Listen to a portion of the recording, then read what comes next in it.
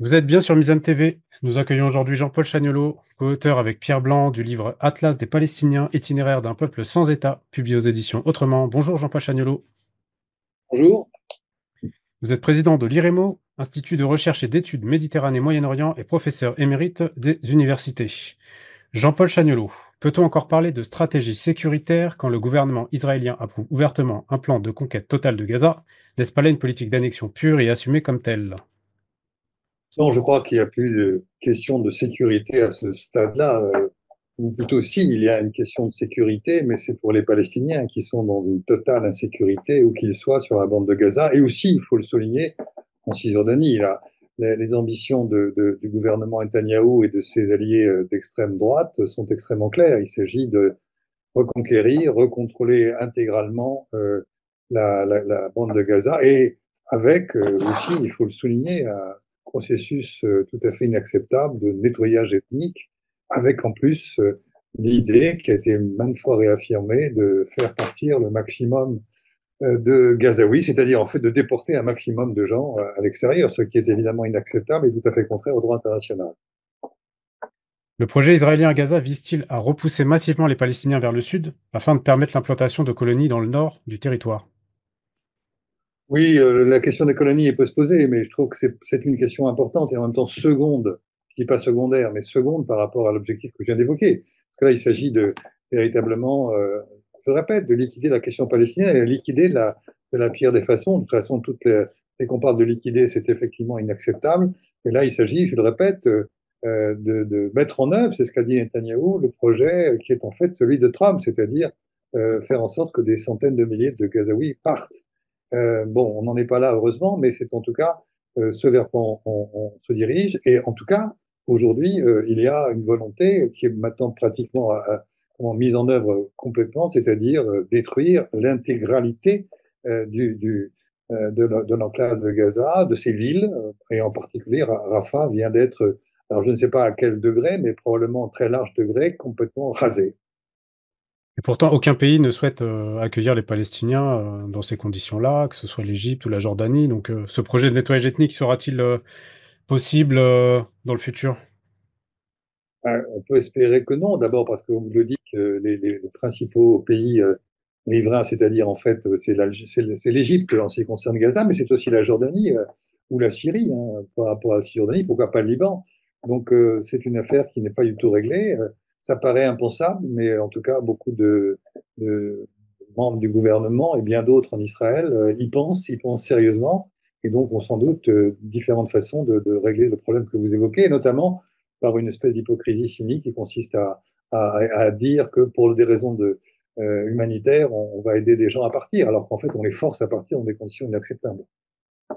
Le projet de dissolution du collectif Urgence Palestine et la tendance à criminaliser les soutiens au peuple palestinien traduisent-ils une volonté politique de contrôler le récit médiatique autour du conflit, au détriment du pluralisme et de la liberté d'expression?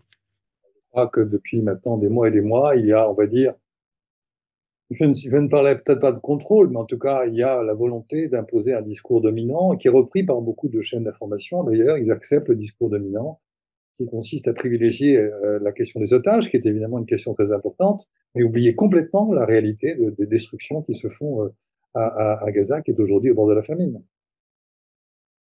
Qu'en est-il de la liberté d'expression et de recherche dans le milieu universitaire sur le sujet de la Palestine? Les chercheurs font-ils l'objet d'une censure ou d'une autocensure?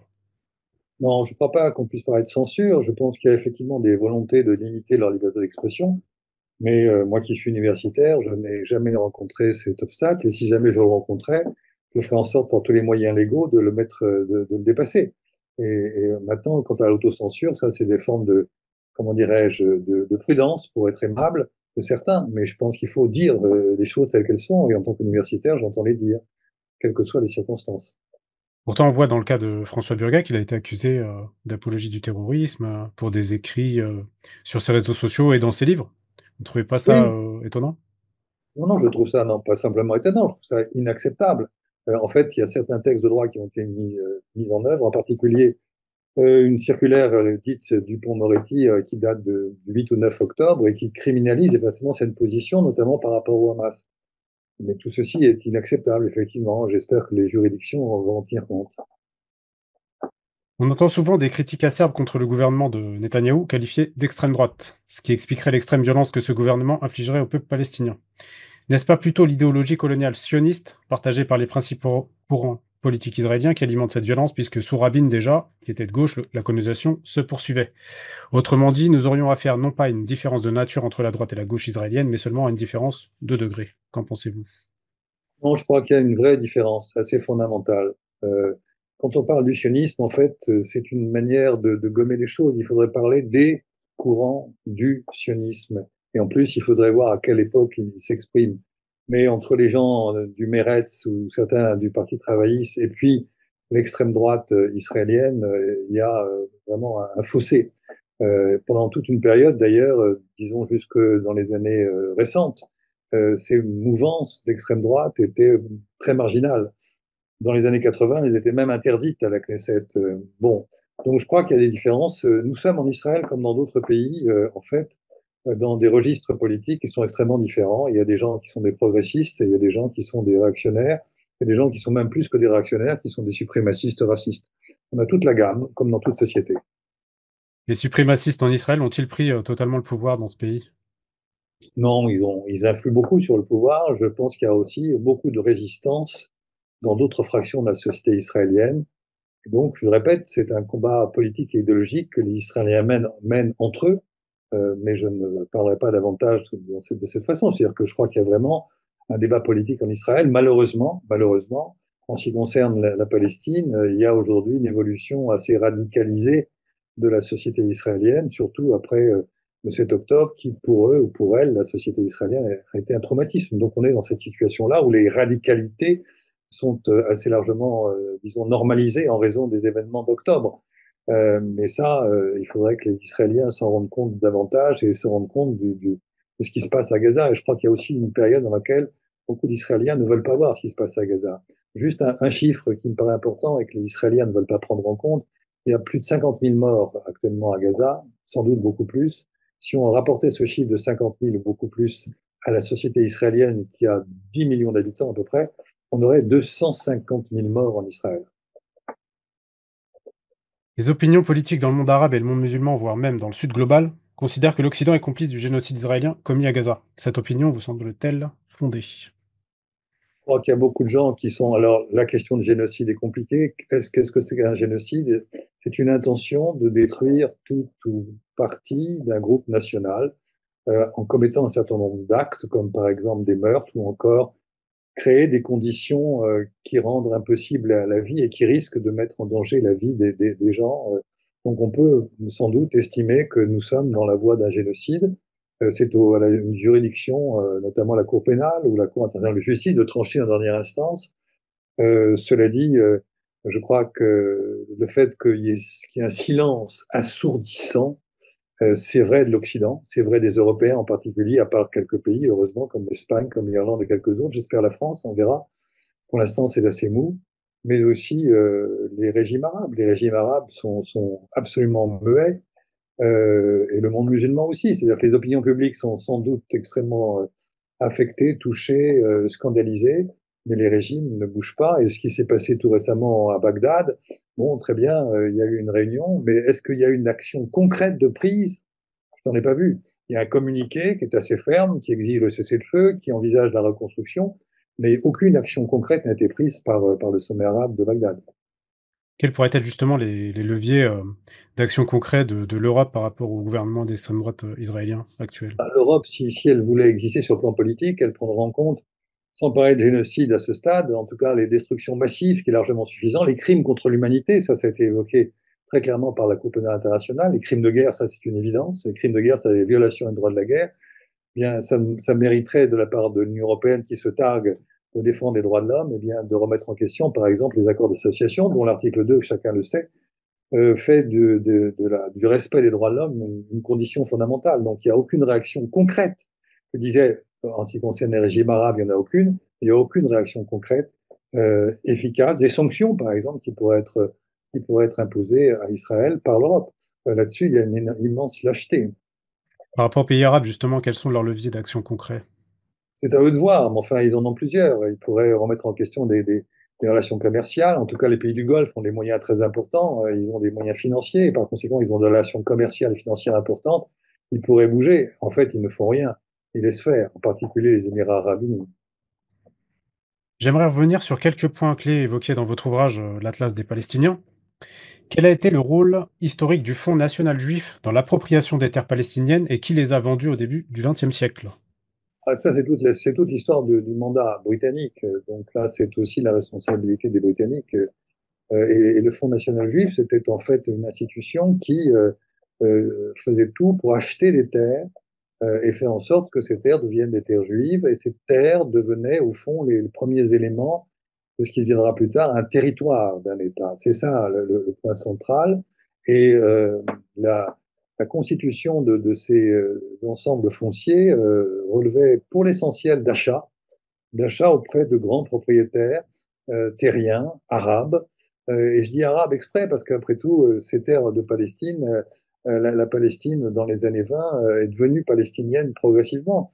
Mais les terres étaient aussi bien tenues par étaient la propriété de gens qui habitaient à Beyrouth, à Damas ou ailleurs. Et par conséquent, ils n'ont pas vu les impacts politiques qui pouvaient découler de des cessions foncières. On était dans des sociétés très particulières où la question foncière était majeure et on a sans doute pas vu, ou alors si on les a vus, on a été complice de ce qui s'est passé par la suite. C'est une affaire très compliquée. Donc avant 48 et la création de l'État d'Israël, à combien de territoires disposait donc ce Fonds national juif sur la terre historique de Palestine, hein? Ils ont acquis, alors j'ai pas les chiffres exacts en tête, mais enfin ils ont acquis une petite partie. En fait, ils avaient réussi à acquérir des territoires qui se situaient le long de la mer surtout, et pas mal en Galilée aussi, au nord de la Galilée.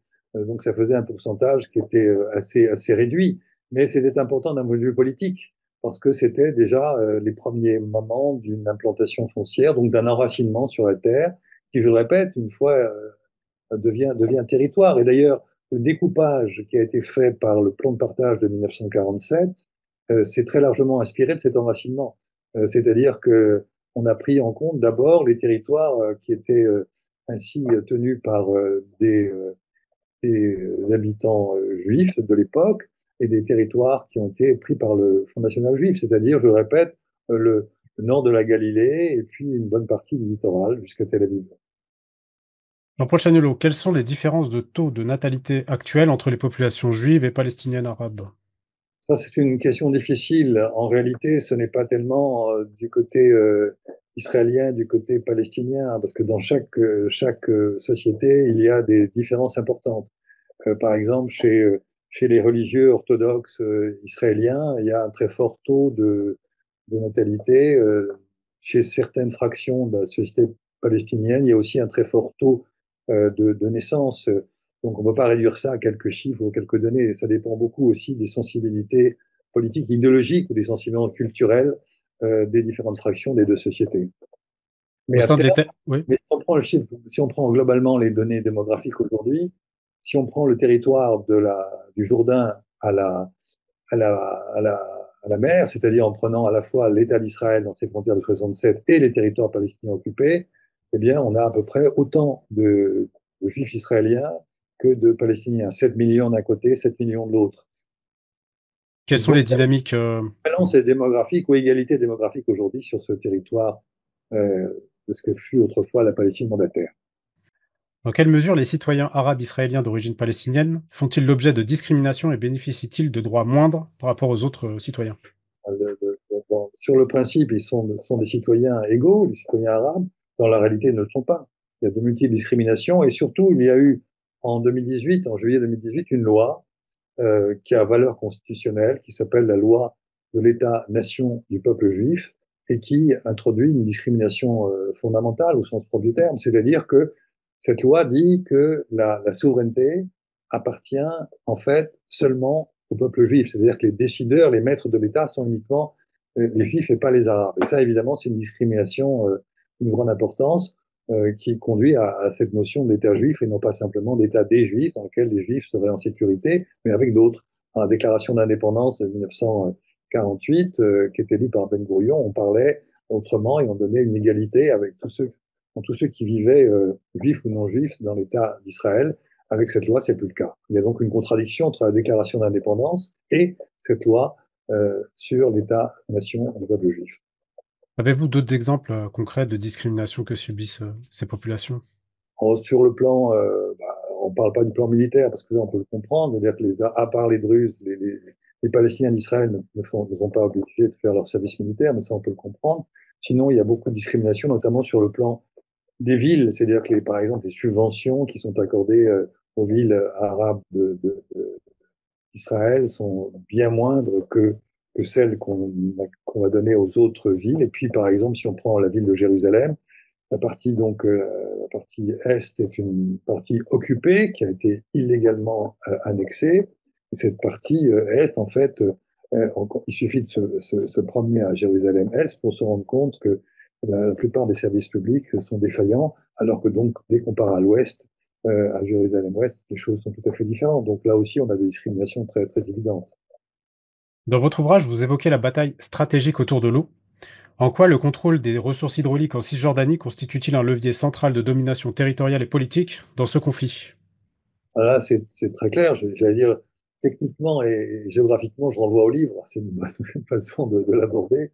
Mais c'est vrai que dès le début et au moment des accords d'Oslo, ça a été très mal négocié, je crois, du côté des Palestiniens. Les nappes aquifères de Cisjordanie ont été très largement pompées par les Israéliens au détriment des Palestiniens. Et ça, c'est une donnée essentielle, car comme on le sait, dans ce pays, l'eau est un bien très précieux. Et en fait, les Palestiniens en sont très largement dépourvus par rapport aux capacités que les Israéliens se sont données grâce au fait qu'ils sont dominants et grâce au fait qu'ils ont tous les pouvoirs dès lors qu'ils sont une puissance occupante. Mais le détournement de l'eau au profit des uns, les Israéliens, au détriment des autres, les Palestiniens, est une évidence qui pose un problème majeur pour la vie des Palestiniens, bien entendu. Merci Jean-Paul Chagnolot pour ces éclairages. Je vous en Je prie. rappelle que, je vous rappelle que vous êtes co-auteur avec Pierre Blanc du livre Atlas des Palestiniens, itinéraire d'un peuple sans État, publié aux éditions Autrement. J'indique aussi que Madeleine Benoît Guyot est la cartographe de cet ouvrage. Alors, je remercie nos auditeurs pour leur fidélité. N'hésitez pas à partager cette émission et à vous abonner. Je vous dis à très bientôt sur Mizan TV.